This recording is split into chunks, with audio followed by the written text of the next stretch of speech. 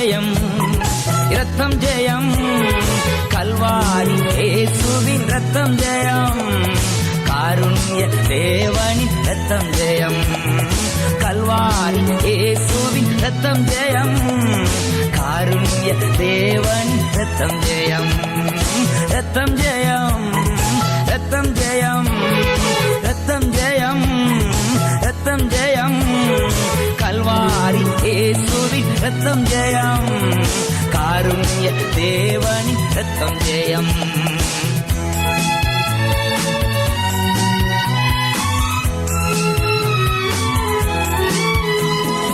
எதிரியை புறத்திடும் இரத்தம் ஜெயம், என்னாலும் சுகம் தரும் இரத்தம் ஜெயம், எதிரியை புறத்திடும் இரத்தம் ஜெயம், என்னாலும் சுகம் தரும் இரத்தம் ஜெயம், அதிகாரம் தந்திடும் இரத்தம் ஜெயம், அதிகாரம் தந்திடும் இரத்தம் ஜெயம், அதிசயம் செய்திடும் இரத்தம் ஜெயம், அதிசயம் செய்திடும் இரத்தம் ஜெயம், இரத்தம் ஜெயம், இரத்தம் ஜெயம், இரத்தம் ஜெயம், இரத்தம் ஜெயம், கல்வாரி இயேசுவின் இரத்தம் ஜெயம், காருண்ய தேவனின் இரத்தம் ஜெயம்.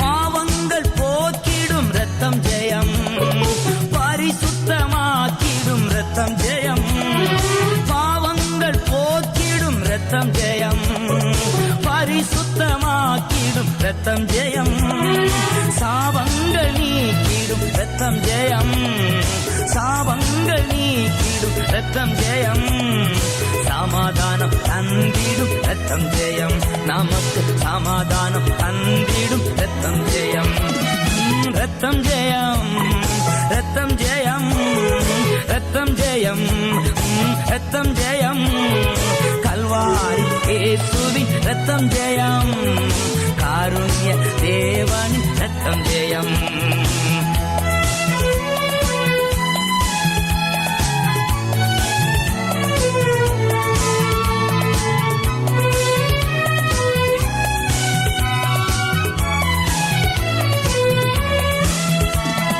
விடுதலை தருகின்ற இரத்தம் ஜெயம், வெற்றி மேல் வெற்றி தரும் இரத்தம் ஜெயம், விடுதலை தருகின்ற இரத்தம் ஜெயம், வெற்றி மேல் வெற்றி தரும் இரத்தம் ஜெயம், பலவீனம் நீக்கிடும் இரத்தம் ஜெயம், பலவீனம் நீக்கிடும் இரத்தம் ஜெயம், பலவான மாற்றிடும் இரத்தம் ஜெயம், பலவான மாற்றிடும் இரத்தம் ஜெயம், ஓஹோ இரத்தம் ஜெயம், ஆஹா இரத்தம் ஜெயம், ஓஹோ இரத்தம் ஜெயம், ஆஹா இரத்தம் ஜெயம், கல்வாரி இயேசுவின் இரத்தம் ஜெயம், காருண்ய தேவனின் இரத்தம் ஜெயம்.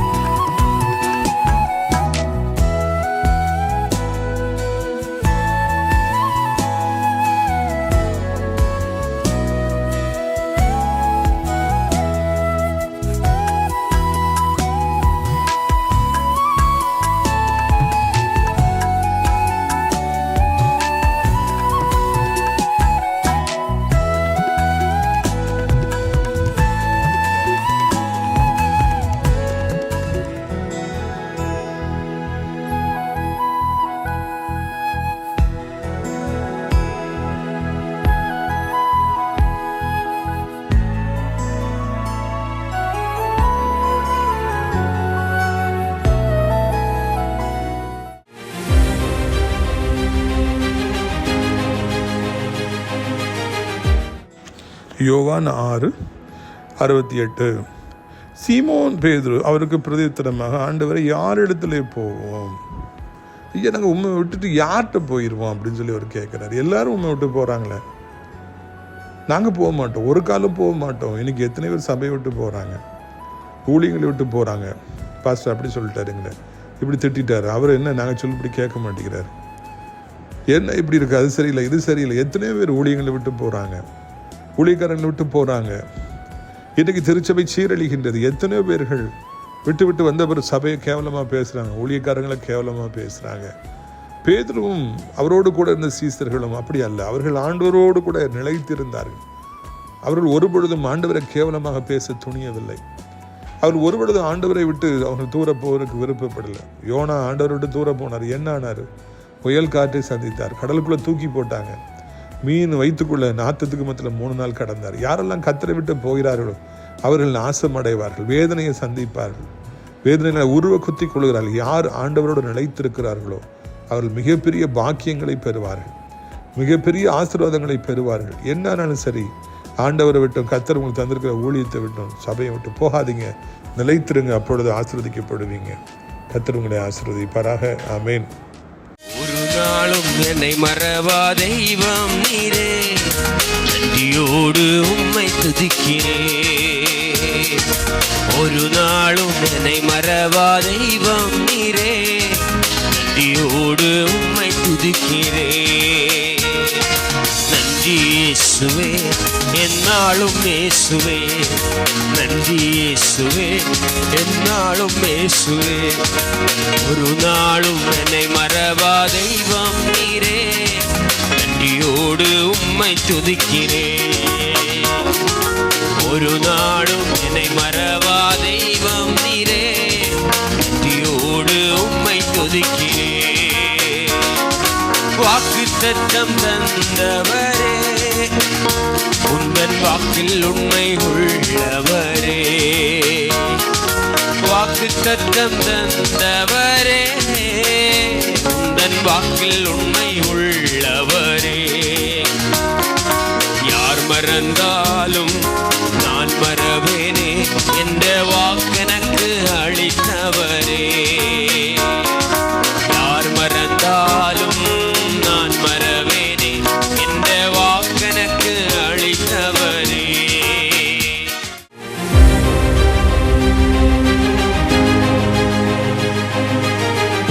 சிறியவனை பொழுதிலிருந்தும் எளியவனை குப்பையிலிருந்தும் எடுத்து உயர்த்தி ராஜாக்களோடும் பிரபுக்களோடும் வந்திருக்க செய்கிற அருமை ஆண்டவர் இயேசு கிறிஸ்துவின் இனிதான நாமத்தினாலே இது சத்தத்தை கேட்கின்ற அனைத்து தேவனுடைய பிள்ளைகளுக்கும் என்னுடைய அன்பான வாழ்த்துகள். நீங்கள் கோடா கோடியை பெருகுவீர்களாக, உங்களுடைய பிள்ளைகள் கோடா கோடியை பெருகுவார்களாக என்று வாழ்த்துகிறேன். பிரியத்துக்குரியவர்கள், இந்த நாளில் நம்முடைய பிரயோஜனத்திற்காக யோவான் 6:65 வசனம். யோவான் 6:65. ஒருவன் என் பிதாவின் அருளை பெறாவிட்டால் என்னிடத்திற்கு வரமாட்டான் என்று இது நிமித்தமே உங்களுக்கு சொன்னேன் என்றார். பார்த்தீங்களா, ஆண்டவர் இயேசு கிறிஸ்து ஒரு விஷயம் ஏராளமான சீசர்களும் மனிதர்களும் கூடியிருக்கின்ற பொழுது அவர் சொல்கிறார், என்கிட்ட வரணும் நிறைய பேர் ஆசைப்படலாம், ஆனாலும் கூட பிதாவின் அருளை பெறாவிட்டால் என்னிடத்தில் வர முடியாது என்று அவர் சொல்கிறார். அதாவது யாரெல்லாம் முன்குறிக்கப்பட்டிருக்கிறார்களோ அவர்கள் மாத்திரம்தான் என்னிடத்தில் வர முடியும், இருக்க முடியும், இல்லை என்றால் அவர்களாலே தொடர்ந்து இருக்க முடியாது என்று ஆண்டவர் அங்கே குறிப்பிடுவதை காண்கின்றோம். அநேகர் இன்றைக்கி ஊழியத்துக்கு வராங்க, சபைக்கு வராங்க, அநேகர் ரட்சிக்கப்படுறாங்க. எல்லோரும் ஆண்டவர்கிட்ட வரணும்னு சொல்லி நிறைய பேர் ஆசைப்படுறாங்க. ஆனால் பிதா அவர்களை அழைக்காவிட்டால் அவர்களால் வரவும் முடியாது, வந்தாலும் அவர்களால் நிலைக்கவும் முடியாது என்பதுதான் இந்த நாளிலே ஆண்டவர் நமக்கு கற்பிக்கின்ற ஒரு காரியம். பிதா ஏற்கனவே முடிவு செய்கிறார், யார் என் பின்னால் வரணும், என் ஊழியக்காரனாக வரணும், யார் எனக்கு பணிச்சுங்கிறதுலாம் பிதா ஏற்கனவே முடிவு செய்கிறார். அவர் தாயின் கருவிலேயே நம்மை கண்டுபிடிக்கின்றவராக இருக்கின்றார். எனக்கு வேண்டும் என்று சொல்லி முடிவு செய்கிறார், அங்கேயே நம்மை பரிசுத்தப்படுத்துகிறார், அங்கேயே நம்மை ஊழியத்திற்கு அபிஷேகம் செய்கின்றார் என்று வார்த்தை சொல்லுகிறது. இன்றைக்கி யாரெல்லாமோ ஊழியத்துக்கு வந்திருக்காங்க அப்படின்னு நீங்கள் நினைக்கலாம், இவன்லாம் ஊழியத்துக்கு வந்திருக்கானா அப்படின்னு சொல்லி நீங்கள் நினைக்கலாம். ஆனால் அது கர்த்தருடைய சித்தமாக இருந்தது. பிதா வந்து அழைத்தார், என் பக்கமாய் வா என்று சொல்லி பிதா அழைத்தார். அதனால தான் அவங்கெல்லாம் வந்திருக்காங்க. நான் காலேஜில் படிக்கும்போது ஒரு பையன், எனக்கு அவர் கொஞ்சம் சீனியர், ரொம்ப சேட்டை பண்ணுவார், பயங்கர அட்டுழியம் அக்கிரமம் பண்ணுவார். ஐயோ, எனக்கு அதை நினச்சாலே சிரிப்பாக வருது. அந்த அளவுக்கு பயங்கரமான அட்டுழியம் செய்து துணிகரமான பாவங்கள் எல்லாம் செய்தார். ஆனால் அதுக்கு பிறகு ஒரு இடத்துக்கு வேலைக்கு போனார். அங்கே போன பிறகு ஏதோ சில காரணங்களினாலே அவர் தொடப்பட்டு ஒரு நாள் சர்ச்சில் ரொம்ப நேரம் அவர் ஜெபிச்சிட்டு இருந்தார். அப்பொழுது நானும் ஊழியத்துக்கு அழைக்கப்பட்டிருந்தபடினாலே நான் சில ஆலயத்திற்கு சென்று மணிக்கணக்காக ஜெபிப்பது வழக்கம். அப்போ அவர் என்கிட்ட வந்து 2 சீட்டை கொண்டு வந்தார். கொண்டு வந்துட்டு ஒன்றை எடு கிறிஸ்டோபர் அப்படின்னார். நான் எடுத்தேன். பார்த்தவருக்கு ஒரே சந்தோஷம், போயிட்டார். அதாவது நான் ஊழியத்துக்கு வரணுமா, உலகப்புறமான வேலைக்கு போகணுமான்னு பார்த்தா அதில் ஊழியத்துக்குன்னு சொல்லி உள்ள சீட்டை நான் எடுத்ததுனால அவர் வந்து அன்றைக்கு ஊழியத்துக்கு தன்னை அர்ப்பணித்தார். இப்பொழுது குருத்துவ படித்து அவர் குருத்துவ ஊழியத்தை, அதாவது குருவானவராக அந்த பணியை அவர் செய்து வரார். ரொம்ப ஆச்சரியமாக இருக்குது. அப்படி சேட்டை பண்ணவர் இன்றைக்கி ஒரு குருவானவராக கர்த்தர் உங்களை ஆசீர்வதிப்பாரா என்று சொல்லி அந்த வெள்ளை அங்கியை போட்டுக்கொண்டு வருகிறதை பார்க்குற பொழுதெல்லாம் எனக்கு மிகவும் அதிர்ச்சியாக ஆச்சரியமாக இருக்கும். கர்த்தர் யாரையெல்லாமோ அவர் தேர்வு செய்கிறார் ஊழியத்திற்காக. எந்த பாதையில் போனவங்களெல்லாம் ஆண்டவர் தம் பக்கம் இழுத்துக்கிறார். அப்போஸ்தலனாகிய பவுல், அவர் சவுலாக இருந்த பொழுது எவ்வளோ அக்கிரமம் பண்ணார், ஊழியம் செய்தவங்களெல்லாம் எவ்வளோ அடித்து இழுத்துட்டு போனார், எவ்வளோ வேதனைப்படுத்தினாருங்கிறதெல்லாம் நம்ம வாசிக்கிறோம். அப்படிப்பட்ட ஒரு மனிதனை ஆண்டவர் தனக்கு பிரியமான அப்போஸ்தலனாக மாற்றி அநேகம் ஆயிரங்களுக்கு லட்சங்களுக்கும் அவரை இன்றைக்கு வரை கோடிகளுக்கும் அவரை ஆசீர்வாதமாக வைத்திருக்கிறார். அவர் எழுதிய அந்த நிருபங்கள் தான் நமக்கு எப்படி வாழ வேண்டும் என்று சொல்லி கற்றுத்தருகிறது. எனவே ஆண்டவர் வந்து யாரெல்லாம் அழைப்பாருன்னு நமக்கு தெரியாது, யாரெல்லாமோ ஊழியத்துக்கு அழைச்சிருப்பார். இன்னும் ஒரு சிலர் நான் ஊழியத்துக்கு வரப்போகிறேன், எங்கள் அப்பா சொல்லியிருக்கிறாங்க, எங்கள் அப்பா ஊழியக்காரர், நான் அந்த தாத்தா ஊழியக்காரர்னு சொல்லுவேன். அவங்களால ஊழியத்துக்கே வர முடியாது.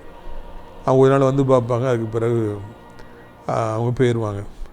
நான் சென்னையில் படித்து கொண்டிருந்த காலத்தில் நிறைய செமினேரியன் என்று சொல்லுவார்கள்.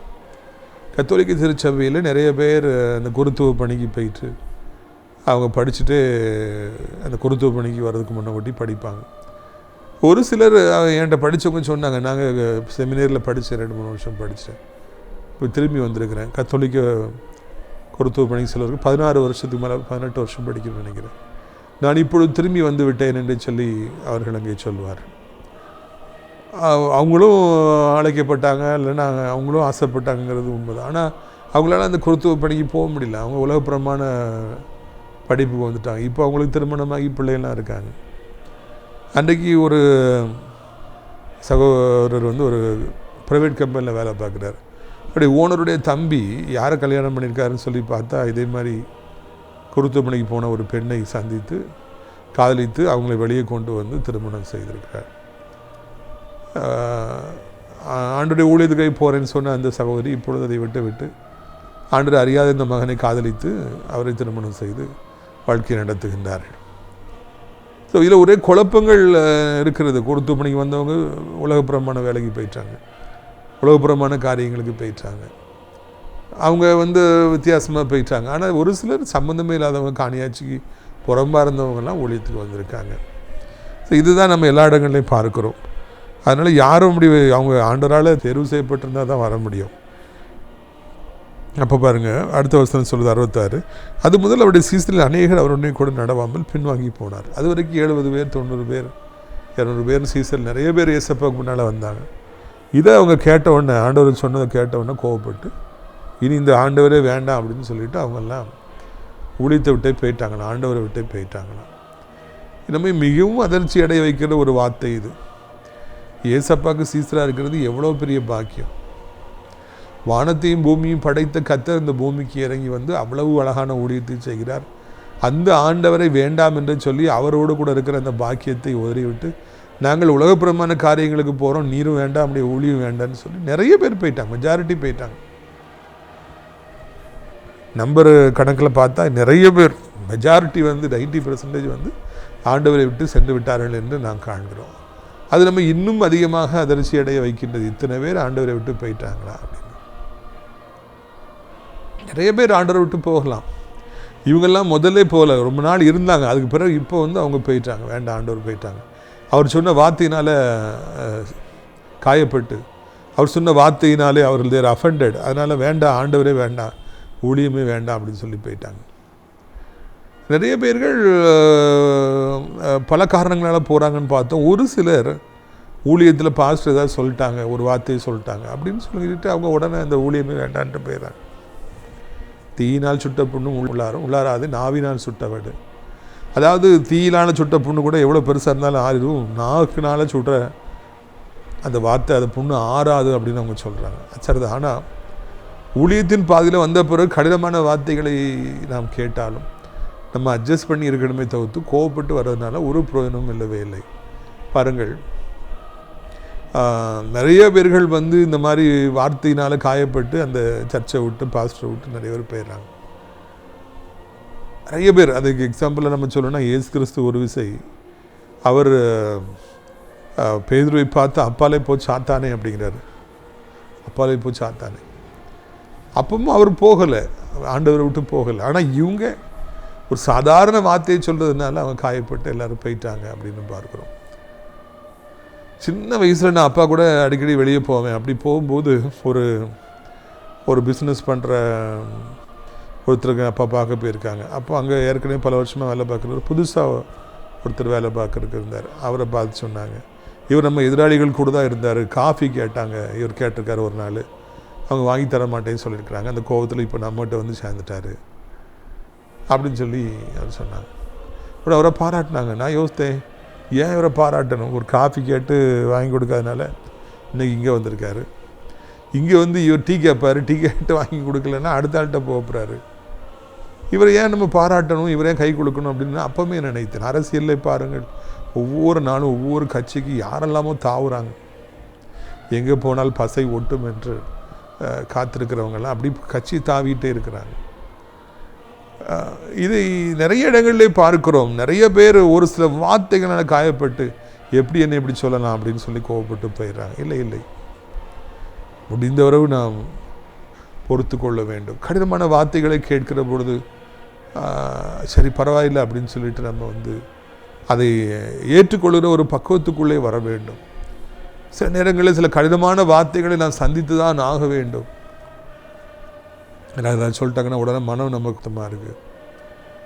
யாராவது சொல்லிட்டாங்கன்னா நம்ம உடனே உடஞ்சி போயிடுறோம், நீ அங்கே போகவே வேண்டாம் அப்படின்னு முடிவு பண்ணுறோம்.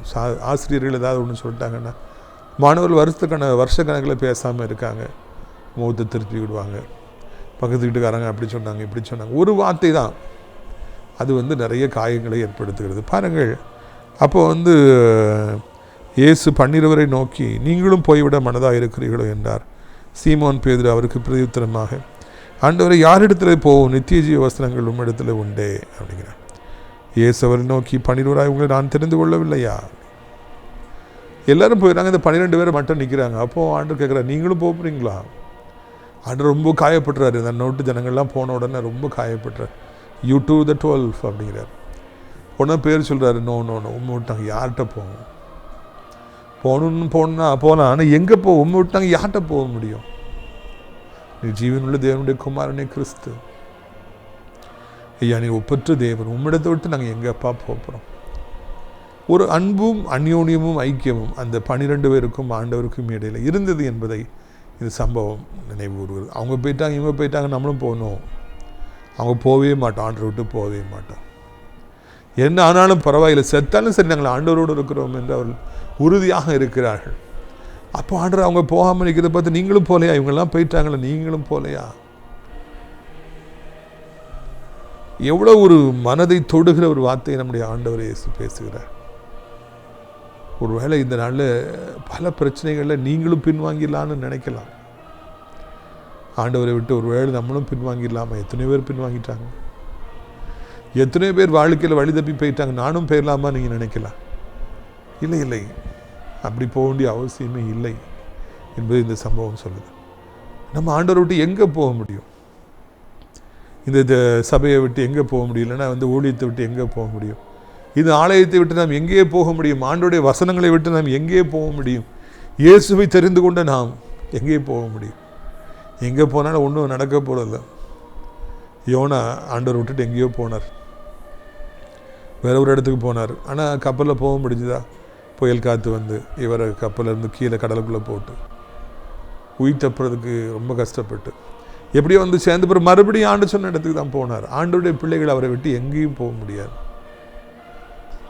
இந்த 12 பேரும் அதை தெளிவாக சொன்னார். உண்மை விட்டு நாங்கள் யார் இடத்துல போவோம்?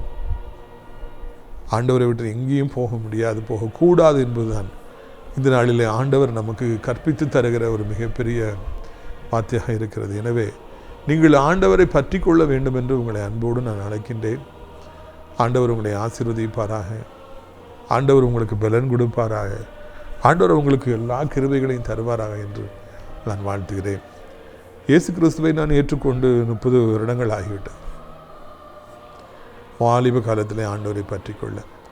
அதன் பிறகு எத்தனையோ சமயங்களில் எவ்வளவோ போராட்டங்கள் வந்தன. ஒவ்வொரு முறையும் சத்துருவானவன், நீ இந்த ஆண்டவரை தொடராத, பின் செய்யலாத, நீ ஊழியக்காரனாக இருக்காத, நீ சாதாரணமான மனுஷன், நீ பேர் எங்கே போக முடியும்? ஆண்டவரை விட்டு எங்கே போக முடியும்? என் வாழ்க்கையில் பெரும்பாலான பகுதி நான் ஆண்டவரோடு கூட இருந்து விட்டேன். இனியும் இருக்கிற காலங்கள் ஆண்டவர் இயேசு கிறிஸ்துக்கு என்று இந்த உலகத்துக்குரியது அல்லவே அல்ல. அதனால் நான் ஆண்டவரோடு கூட இருப்பேன் என்று வாழ்நாள் பரியந்தம் இருக்க வேண்டும் என்று ஆசைப்படுகிறேன்.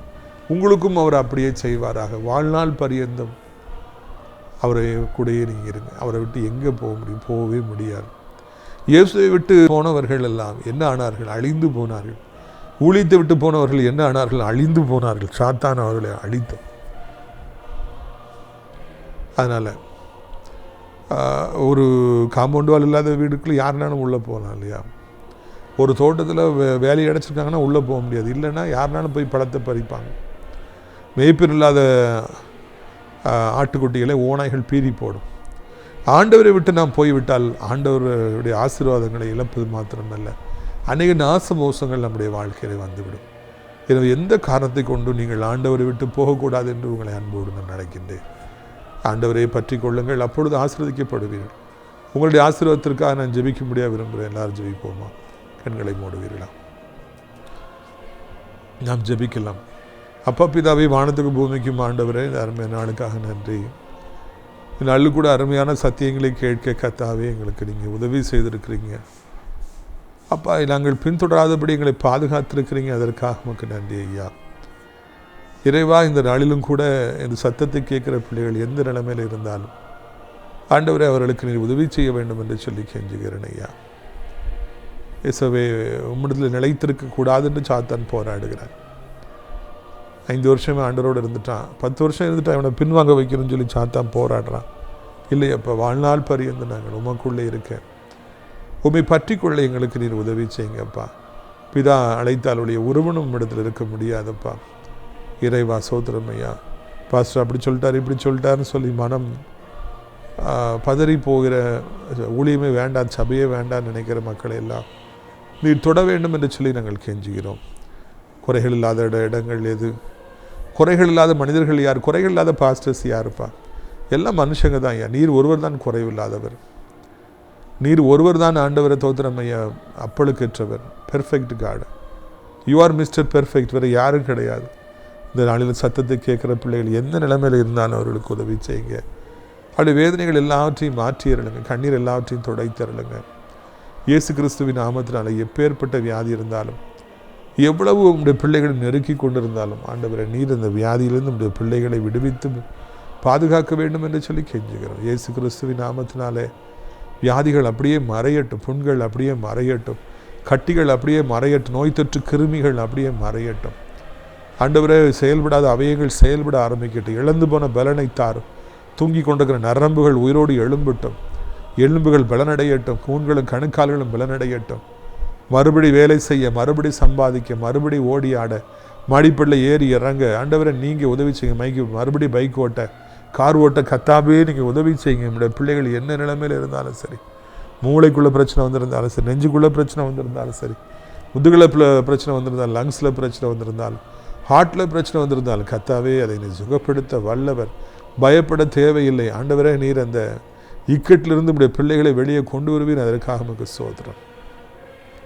சோத்திரமப்பா, சோத்திரம். நம்முடைய கிருபை தாங்கட்டும், நம்முடைய இறக்கம் தாங்கட்டும். ஆண்டவரே, நம்முடைய பிள்ளைகளை எப்படியாவது நீ தூக்கி நிறுத்த வேண்டும் என்று கெஞ்சுகிறோம். இயேசுவின் நாமத்தில் ஷஹரா பாகா பாலாரா தொன்னக்காரா.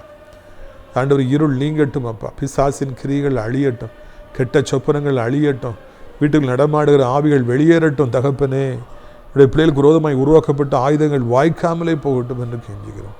கிருபைக்குள்ளே ஒளித்து வைத்துக்கொள்ளும், இரக்கத்துக்குள்ளே ஒளித்து வைத்துக்கொள்ளும். உடைய கண்ணீர் யாவையும் துடைத்தரணும். மாணவ பருவத்தில் இருப்பவர்களுக்கு என்ன காலேஜ் எடுக்கணும், அந்த தேவைகளை எப்படி சந்திக்கப்படும் சொல்லித்தாருங்க.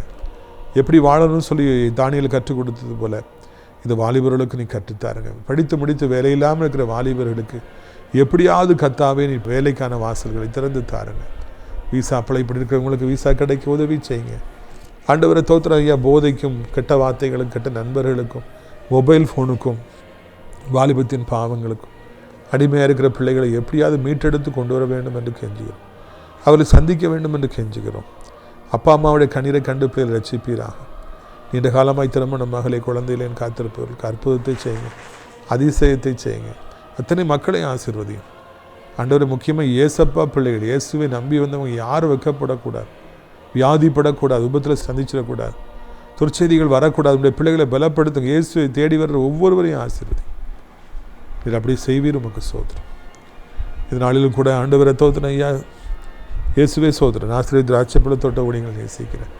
நாள்தோறும் நம் நிகழ்ச்சியை பார்க்கிற, அறிமுகப்படுத்துகிற ஒவ்வொரு நல்ல உள்ளங்களை ஆசீர்வதி. வேதனை இல்லாத ஒரு வாழ்க்கையை தாரு. கிருபைக்குள்ளே ஒளித்து வைத்துக்கொள் ஆண்டவர். அடைக்கலான் குறி முதியோரிடத்தில் சேர அநேக இடங்கள் உண்டு. அநேகரை அழைத்து கொண்டு வார். மகிமைப்படுங்க. இயேசுவின் மூலம் ஜெபிக்கிறோம் பிதாவே. என் ஆத்மாவை கர்த்தரை சோதரி, என் முழு உள்ளமே அவருடைய பரிசுத்த நாமத்தை சோதரி. என் ஆத்மாவை கர்த்தரை சோதரி, செய்த சகல உபகாரங்களை ஒரு பொழுது மறவாதீங்க. கர்த்தராகிய இயேசு கிறிஸ்துவின் கிருபையும் பிதாவாகிய தேவனுடைய அன்பு பரிசுத்தாவிடைய அந்யோன்யம் வராத பிரசன்னம் உங்கள் அனைவரோடு இன்றைக்கு சதா காலங்கள் நிலைத்திருப்பதால். அல்லேலூயா, அல்லேலூயா.